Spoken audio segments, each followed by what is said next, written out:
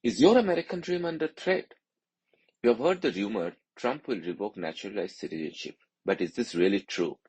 In the next 15 minutes, I'm going to reveal the shocking truth about your rights as a naturalized US citizen. We will separate facts from fiction, expose media manipulation, and arm you with the knowledge to protect your American status.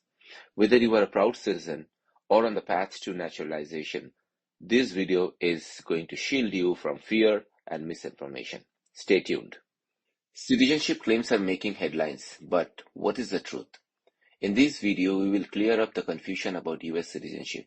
We will explain the legal protections that safeguard your rights and debunk the myths spread by the media. Did you know that there are constitutional safeguards in place, or that losing US citizenship isn't as easy as some people suggest? We will break down the process and share surprising facts about who can actually lose their citizenship. From presidential power to immigration laws, we will cover it all. Whether you were born in the US or become a naturalized citizen, this info matters. Stick around as we separate facts from fiction and help you understand the real story behind US citizenship. Let's talk about how someone become a naturalized US citizen in the first place.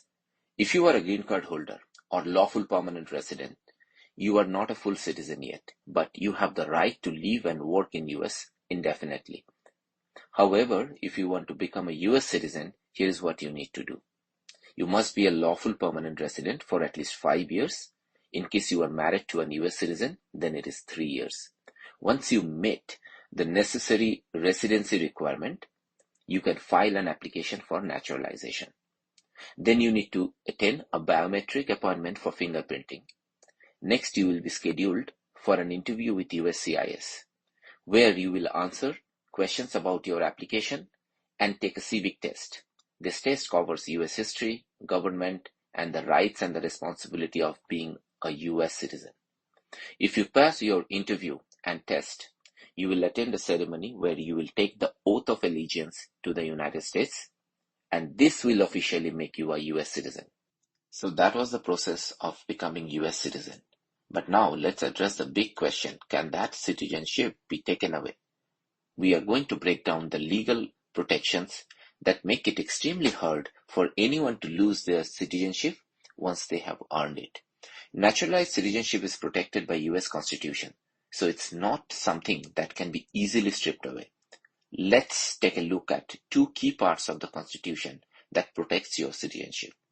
14th Amendment is key when it comes to citizenship. It says, all persons born or naturalized in the United States and subject to its laws are citizens. This means that once you are naturalized, you have the same rights as any other US citizen. The Supreme Court has repeatedly upheld this rule. For example, in a 1967 case, the court ruled that Congress cannot take away someone's citizenship without their consent. Your citizenship is protected by the Constitution, and these legal protections are strongly and deeply ingrained in the legal system.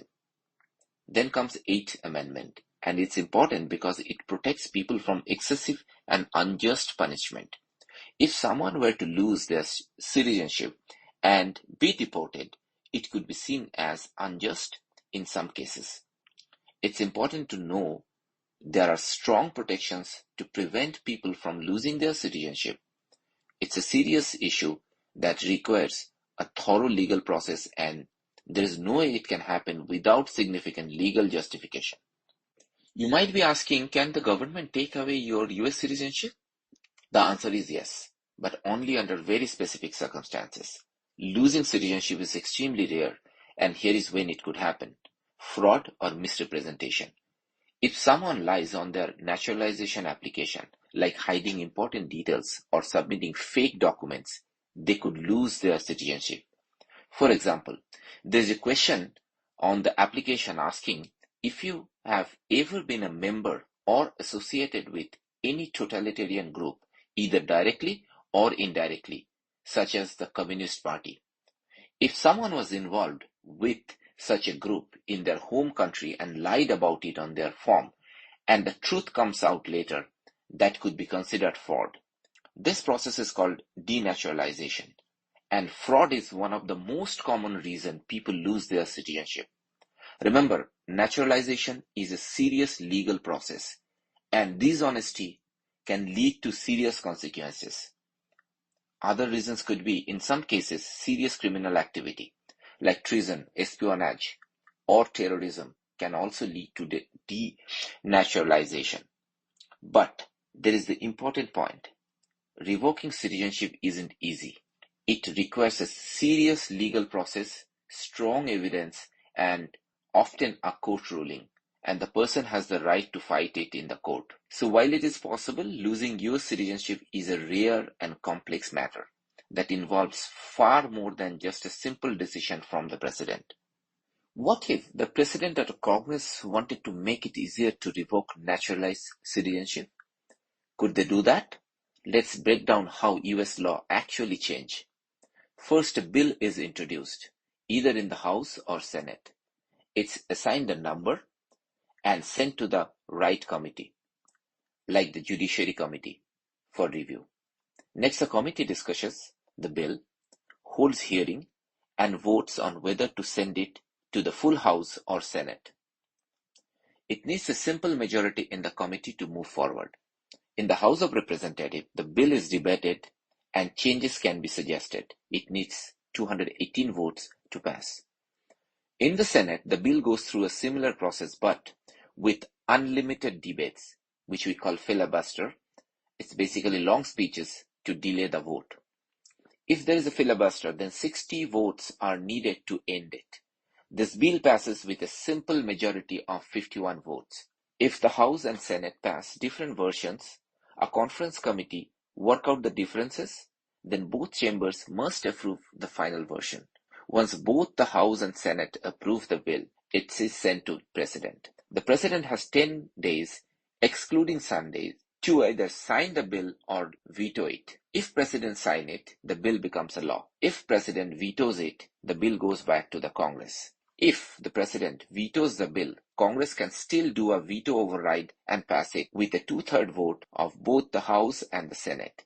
It will require 290 votes in House and 67 votes in Senate. The key point here to remember is the President cannot just issue an executive order to change citizenship laws. It must go through Congress and be signed into the law. So changing citizenship laws isn't something that can happen quickly. It's a long, tough process. It's not something that can happen overnight. Changing fundamental citizenship rights by amending the US Constitution is even harder. It requires two-thirds of both the House and Senate to approve, plus a ratification by three-fourths of the state legislatures. This has only happened 27 times in US history. And remember, the first 10 amendments, known as Bill of Rights, were ratified in 1791. Even if a law changes citizenship rules, it could still face challenges in federal courts, and the Supreme Court might need to rule on its constitutionality. So what do you think? Do you believe a major change to citizenship laws will happen? Will Trump really push to strict naturalized citizenship? If you look at the current balance in both chambers of Congress, the answer is clear. It's not likely to pass. And by the way, Trump never said he would go after legal immigrants. His focus is on stopping illegal immigration, not stripping citizenship from those who are legally here. So has this ever happened before? Yes, but it's rare. In the entire history of United States, there has never been a mass revocation of citizenship for naturalized Americans. There have been individual cases, mostly involving Nazi war criminals who lied about their past to gain entry into the United States and obtain citizenship. For example, in 1981, the US revoked the citizenship of Fyodor Fedorchenko, a former Nazi concentration camp guard who had concealed his wartime activities. But these cases are extremely rare and always involve fraud in obtaining citizenship. Another instance is people who were convicted of serious crimes like espionage or terrorism who lost their citizenship as a result of their actions. So how likely is that your citizenship could be revoked? Frankly, it's virtually zero. Here's why. The process is extremely complicated. It requires serious legal violations and involves lengthy court proceedings. Denaturalization is rare in US and it's only pursued in case of fraud or extreme criminal activity. While the media loves to dramatize this topic, the reality is much different. Since 2016, under both President Trump and Biden administration, there have been very few cases of denaturalization, and even those were limited to extreme violations like fraud or terrorism. The facts speak for themselves. This is not a widespread issue. So if you think about how media plays a role in spreading unnecessary fear, especially when it comes to stories about immigration and citizenship, you will be amazed. Headlines like "Naturalized citizens in danger," "Your citizenship could be revoked tomorrow," are designed to grab your attention, but are they really true? Why do we hear all these scary stories in news? The simple answer is fear sells. Some media outlets and politicians know that fear grabs our attention and stir up strong emotions. This is a strategy called outrage marketing, where the media amplifies or distorts the facts to create panic. For example, a 2018 task force to investigate naturalization fraud was widely misreported by the media as a move to take away citizenship from thousands of illegal immigrants. In reality, it focused on a few thousand cases where people had used multiple identities to bypass criminal background check.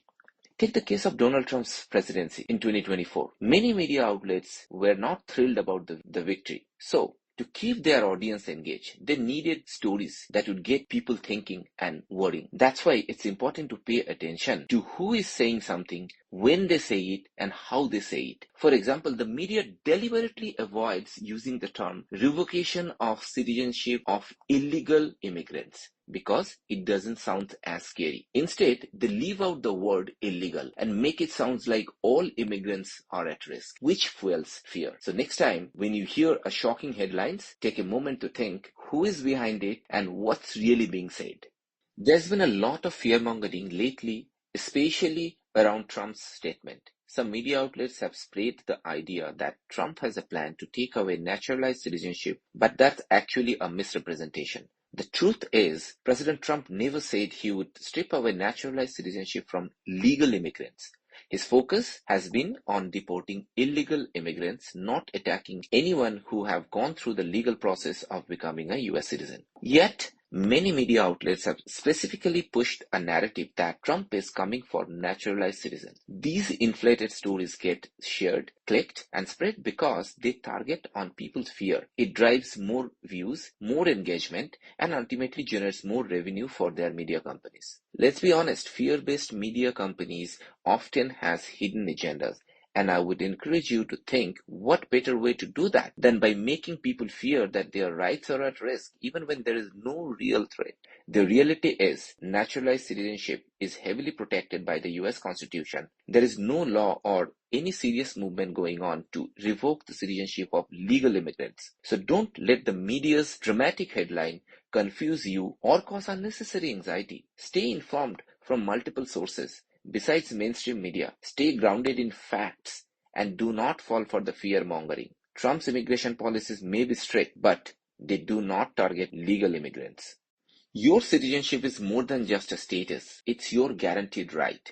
It's permanent and protected by the Constitution. Nothing can take it away. As a naturalized citizen, you have the same right as anyone else in the country. So let me be clear. There is no reason to fear losing your citizenship. It's permanent. As a naturalized citizen, you stand shoulder to shoulder with every other American with the same rights, protection, and opportunities. Keep in mind that the media's job is to make money. This is done best through emotionally triggering news, especially negative news. Be wary of the news that makes you feel fearful of the future and force yourself to ask questions that challenge these emotional articles.